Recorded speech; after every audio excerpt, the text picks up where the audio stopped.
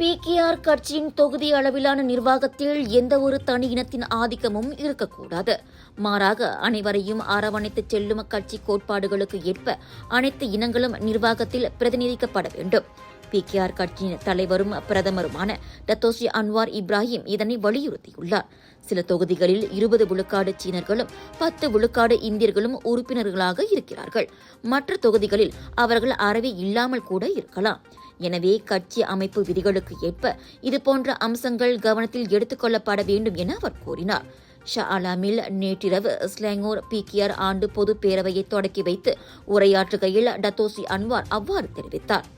கட்சி பதவிகளை அடைந்தால் அரசாங்க பதவிகளை பெறலாம் என்ற எண்ணமும் கூடாது என உறுப்பினர்களை அவர் நினைவுறுத்தினார்.